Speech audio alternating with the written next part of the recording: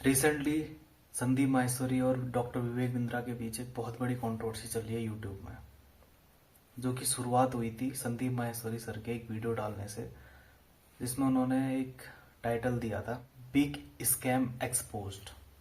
ठीक है, उस वीडियो में उन्होंने किसी का डायरेक्टली नाम नहीं लिया था, बट फिर भी उनको काफ़ी ज़्यादा प्रेशराइज किया गया कि उस वीडियो को डाउन कर दें करके।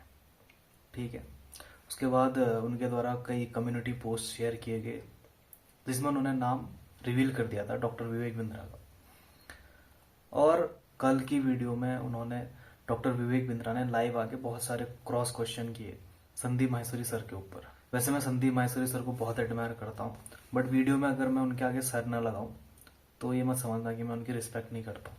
ठीक है, क्योंकि बात मैं यहाँ पे करने वाला हूँ ये कंट्रोवर्सी हुई क्यों। ठीक है, इससे थोड़ा मेरा पर्सनल भी कुछ मैटर है। अगर आप ये वीडियो देख रहे हैं, अगर कोई मेरे दोस्त ये लोग वीडियो देख रहे हैं, तो लोग समझ जाएंगे कि मैं क्यों इस बारे में बात कर रहा हूँ। देखो, एक तरफ से देखा जाए तो इस कंट्रोवर्सी में भाई क्या मिल जाता। दो इतने बड़े यूट्यूबर हैं जिनकी एक रेपुटेशन बहुत अच्छी बनी हुई है, काफी अच्छा बिजनेस चल रहा है जिनका, बट फिर भी इनको इस दलदल में कूदने की क्या जरूरत थी। लोग अपना कमा रहे थे, लोग अपना खा रहे थे। संदीप माहेश्वरी भी अपना बिजनेस चला रहे थे, उनका भी नॉर्मल लाइफ चल रही थी। डॉक्टर विवेक बिंद्रा की नॉर्मल लाइफ चल रही थी। इनफैक्ट डॉक्टर विवेक बिंद्रा तो संदीप माहेश्वरी सर के शो में भी आए हुए थे। ठीक है, नॉर्मल दोस्ती बनी रहती भाई, पैसा वालों से कौन दोस्ती नहीं करना चाहता है।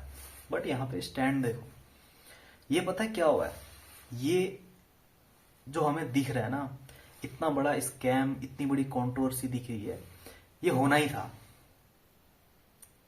आज नहीं होता तो कल जरूर होता। बेहतर ये चीज हुई, ये चीज संदीप माहेश्वरी सर ने स्टार्ट की। तो अगर ये एमएलएम का स्कैम, अगर मैं इसको थोड़ा डिटेल में बात करूं, तो इस तरीके से जो हमारे सिस्टम में लूप होल है ना, इस तरीके से बनाए जाते हैं कि टेक्निकली इसको हम गलत भी नहीं बोल सकते, लेकिन वो बंदा जिसने पिताजी से मांग के, जिसने अपने घर में गहने बेच के, जो इंसान माँ बाप की मेहनत की कमाई जो इसमें देता है ना, उस इंसान को जब ऐसा फील होता है ना उस बिजनेस में पढ़ने के बाद कि भाई मैं तो ठगा गया हूं, तो उस इंसान को क्या बीतती है वो मैं जानता हूं। मेरे साथ जो क्लासमेट हैं जिनका जीवन बर्बाद हो गया लिटरली, वही लोग जानते हैं, जो लोग मेरे दोस्त लोग ये वीडियो देख रहे हैं। माँ बाप के मेहनत की कमाई इन लोगों ने छीनी है नहीं छीनी है बताओ, हमें बड़े बड़े सपने दिखा के, वो बात अलग है। अब आप किसी भी लाइफ लेसन को, किसी भी जीवन की घटना को अगर आप पॉजिटिवली लेते हैं तो कुछ ना कुछ प्लस पॉइंट तो उसका भी होता है। ठीक है, बट आप इसको सही चीज नहीं कह सकते हो। जैसे सपोज दैट मेरे साथ काफी कुछ बुरा हुआ, उस घटना से अगर मैं कुछ सीखा तो ये मेरा टैलेंट है, बट वो घटना मेरे लाइफ में सही थी इसको मैं कभी नहीं कहूंगा सही थी। हाँ, मेरा प्रोस्पेक्टिव उसके प्रति चेंज हो सकता है कि मैं उस घटना से काफी कुछ सीखा, तो उसका काफी योगदान रहा, ये जरूर कहूंगा मैं। पर उस घटना को मैं दोबारा झेलना नहीं चाहूंगा, और नहीं यह चाहूंगा कि वो घटना किसी और को झेलनी पड़े। ये बात मेरे दोस्तों से ज्यादा कोई नहीं जानता है। आज मैं बताऊं लिटरली, मेरे को या मेरे दोस्तों को जो लाइफ में अभी तक कुछ नहीं अचीव कर पाए, फैमिली में, दोस्तों में ताने सुनने को मिलते हैं क्या, कि पढ़ने लिखने वाले बच्चे बर्बाद हो गए, ये सुनने को मिलता है हमें। और लूप होल की जब मैं बात कर रहा था ना, इसमें इसमें इस तरीके से लूप होल होते हैं। अगर आप किसी से क्रॉस क्वेश्चन करने जाओगे, जैसे सपोज दैट मैंने पैसे दे दिए और कुछ समय बाद मुझे फील होगा कि मैं ठगा जा चुका हूं, अगर मैं पैसे लेने वापस जाऊंगा तो क्या कहते हैं उसमें, ऐसे बातों में घुमाया जाता है, टेक्निकली बातों में घुमाया जाता है कि बोलते हैं कि पैसा तो आपको मिल ही रहा है ना, ये कोर्स आप उनको बेच दो, 5 लोगों को बेच दो। भाई 5 लोग तो छोड़ो, आप अपने घर में अपने भाई को नहीं बेच सकते हो चीज। सेल करना इतना कठिन होता है, और खासकर जब प्रोडक्ट में कोई दम नहीं है। और एक ऐसी कंपनी थी ड्यू प्लस सॉफ्ट, समझ रहे हो, कुछ इसी तरीके की कंपनी थी जिसपे हमने ज्वाइन किया था।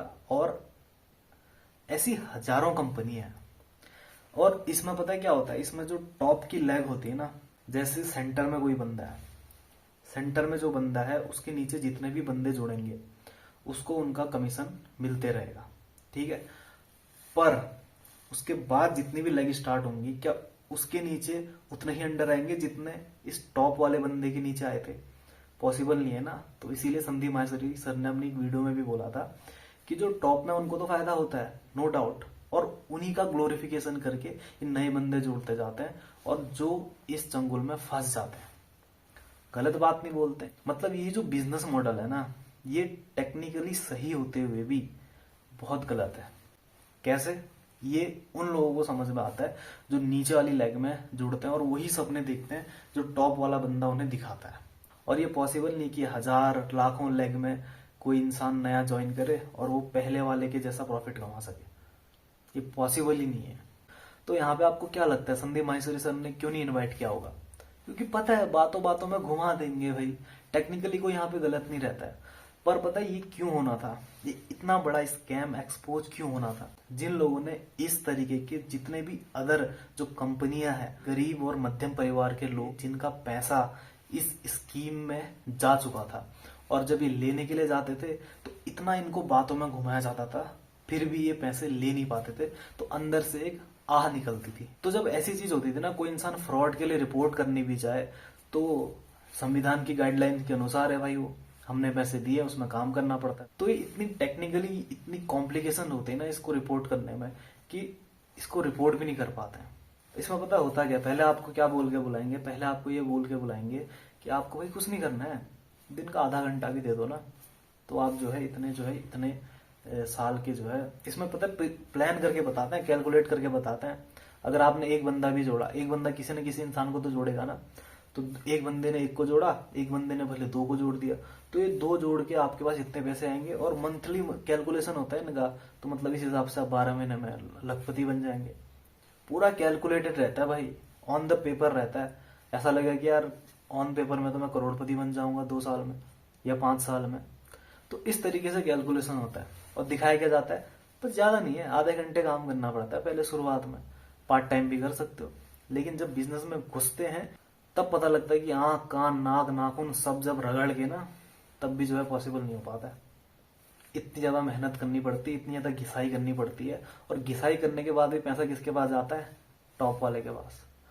आपके पास नहीं आएगा उतना।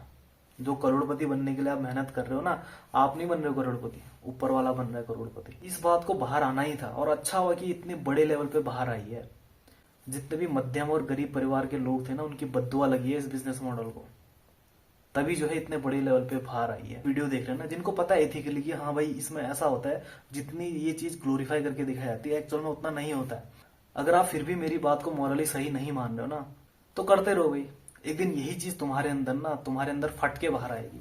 अगर तुमने आज इस चीज को जड़ से नहीं उखाड़ा तो देख लो, मेरी लाइफ को देख लो भाई। लोग कहते हैं बर्बाद हो गया है, अभी मैं यूट्यूब पे वीडियो डालता हूँ ना, लोग कह रहे हैं कुछ नहीं करता है, बस यूट्यूब पे वीडियो बनाता है, इधर उधर घूमता रहता है। यही पर्सपेक्टिव रह गया भाई उनका मेरे प्रति। और कुछ मेरे दोस्त हैं जिनका भी वो कहते हैं कि पढ़ने लिखने में अच्छे थे, 80% वाले बच्चे थे, मेरिट वाले बच्चे थे, बर्बाद हो गए। ऐसा लिटरली कहते हैं लोग। यकीन नहीं तो मेरी पिछली वीडियोस में भी मैंने ये सब कहा है, अगर यकीन नहीं हो रहा तो जाके देख लो। और जिस कंपनी में हम गए थे उसका भी मैं नाम ले लेता हूँ, बट डायरेक्टली मैं नाम नहीं ले सकता हूँ क्योंकि इतना जो है लड़ने के लिए मेरे पास सामर्थ्य भी नहीं है। माउंटेन ड्यू प्लस सॉफ्ट, जिन्होंने सुना होगा वो सब समझ जाएंगे मैं किसका नाम ले रहा हूँ। Mountain Dew plus soft. अब मैंने बातों बातों में उस कंपनी का नाम ले लिया है, यही नाम की कंपनी थी भाई।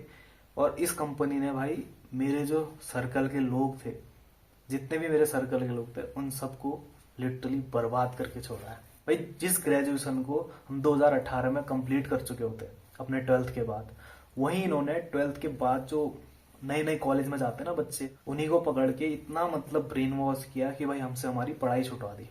बोला कि फुल टाइम इसमें करो, 5 साल बाद तो करोड़पति बन जाओगे। और उस चक्कर में हुआ क्या, मेरे जो दोस्त थे उनकी ग्रेजुएशन 2-3 साल लेट हुई। जिनकी 2018 में कंप्लीट होनी थी उनकी 2020 में, 2021 में, और मेरी खुद की जो है पिछले साल ही ग्रेजुएशन कंप्लीट हुई है। क्या कहोगे आप? इतना डिले कर दिया था इस चीज ने। जिंदगी बर्बाद ऐसे होती है, और ये अच्छी बात है इतने बड़े लेवल पे ये चीज हुई है। मेरे जैसे हजारों लाखों ऐसे बच्चे हैं जिनकी सेम स्टोरी है, जीवन बर्बाद हो गया। परिवार वाले ताने सुनाते हैं, रिश्तेदार ताने सुनाते कि भाई क्या कर रहा है लौंडा। तो मेरी अकेले की कहानी है, आप सबकी कहानी बता रहा हूं मैं। इसको उतना ही शेयर करना जरूरी है जितना कि जो है इस बिजनेस को बंद होना जरूरी है। आज मौका दिया है भगवान ने, अगर आप अपनी स्टोरी शेयर कर सको तो ये हैशटैग जरूर यूज करना, stop scam business, share your scam story. मैं हैशटैग शुरू कर रहा हूं, इस चीज को पूरे इंटरनेट पे फैला दो। इस चीज में संदीप माहेश्वरी सर को पूरे देश से सपोर्ट होना चाहिए, क्योंकि मैं तो सबसे पहले शुरुआत कर रहा हूं, आप भी शुरुआत करो। Stop scam business, share your scam story.